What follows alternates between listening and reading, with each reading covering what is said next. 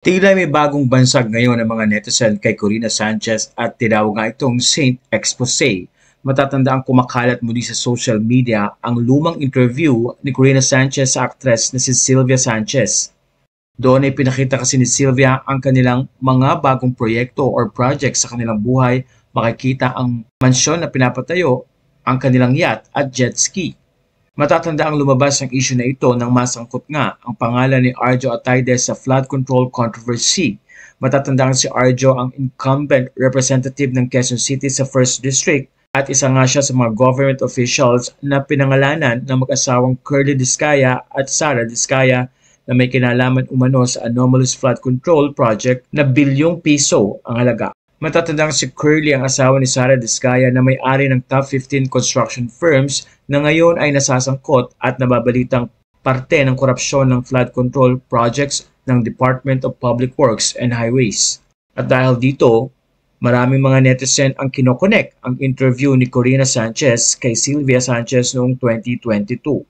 Ang nasabing interview ay pinalabas sa Corina Interviews na makikita or mapapanood naman sa Net25 noong December 2022. Ilang mga netizen ang nagbigay ng title sa nasabing interview at ito nga ay ang Corina Strikes Again. Matatanda ang naging controversial din ng interview ni Corina Sanchez sa mag-asawang Discaya na kung saan ay tila nailantad ang mga mamahaling kotse ng mga Discaya kasabay ang pagsabog ng issue sa flood control. Samantala, deleted naman or hindi na mapapanood ang interview ni Corina kay Sylvia sa YouTube. Pero marami ng mga netizen ang nag-share nito sa social media. Doon ay makikita ang mga properties ni Sylvia, ang kanyang beachfront family resort, yate at jet ski.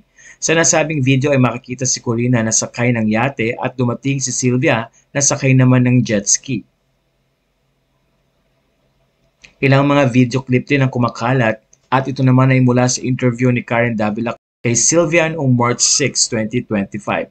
Doon ay pinakita naman ni Sylvia ang ginagawang 6-bedroom Mediterranean house sa isang subdivision. Ayon sa mga netizen, tila nagiging expose ang mga past interviews ni Corina tulad nga ng nangyaring interview niya sa mag-asawang Discaya na ngayon ay pinag-uusapan ngayon sa Senado ang kanilang issue na may kinalaman sa flood control corruption. At ngayon naman daw ay tila na-expose ni Corina ang mga kayamanan ng mga Sanchez na kung saan ay isa nga si Arjo Atayde sa mga pangalang nabanggit na mag-asawang Discaya.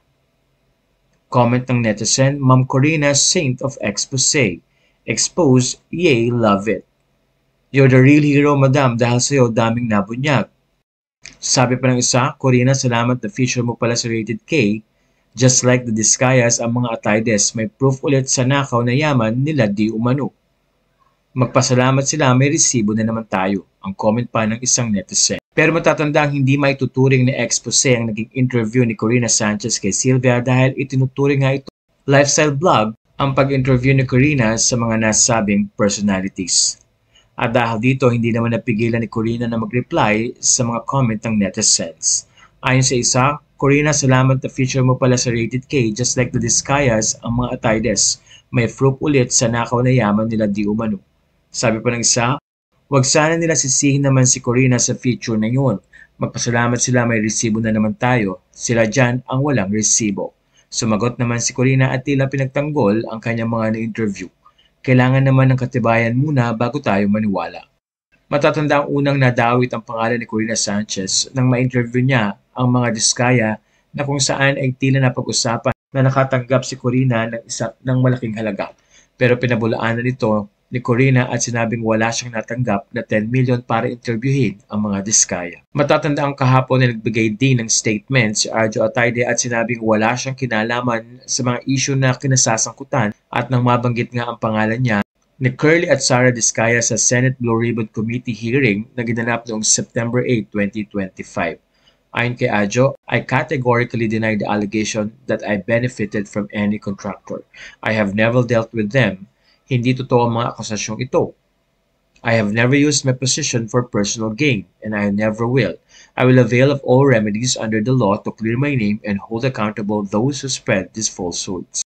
Mensahe naman ni Maine, teka lang muna, those are baseless allegations. Please refrain from throwing hate and personal attacks at him, including me and our family until facts come out. I am with my husband in this, wala siyang ginagawang masama sa loob. Sa puntong ito ay umaasa naman ng mga netizen na magkakaroon ng linaw at magbibigay si Arjo ng kanyang pahayag upang linawin ang kanyang pangalan at maiwasan na nga ang napakaraming bashing.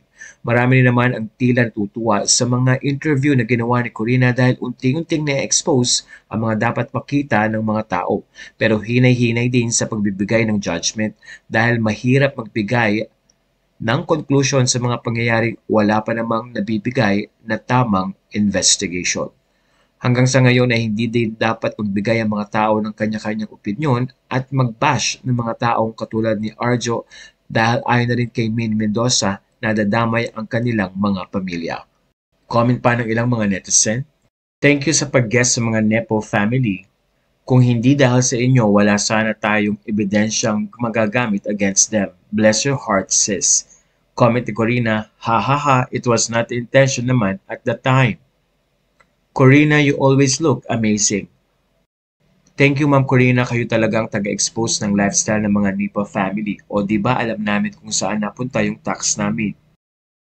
More inspiring and courageous stories of life from ordinary people. Palagi kaming naninindigan at nagtitiwala sa kredibilidad at integridad mo. Tinatawa na naman ni Corina ang ilang mga comment ng netizen na siya ang naging saint of expose. "You're the real hero, madam, dahil sa'yo daming nabunyag."